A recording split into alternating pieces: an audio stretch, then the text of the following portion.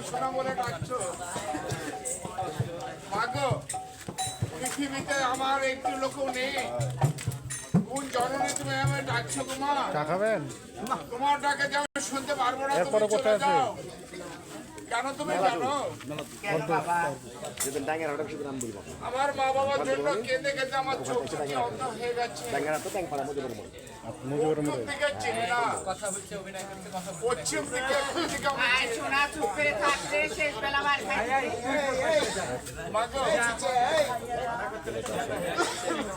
আমি কেমন করে যাবো তোমার কাছে মা?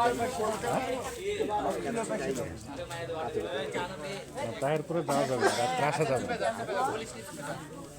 বাবা শোনা, এই শোনা, একবার কাছে আয় বাবা, কাছে রে বুঝতে পারবি আমি কোন মা তোর কাছে এসেছি। আমি এক জনদুঃখী অভাগিনী এসেছি। তুই একটিবার আমার কাছে আয় বাবা, একটিবার আমার কাছে আয়। ঠিক আছে মা, তোমার কাছে আমি আসছি গো মা।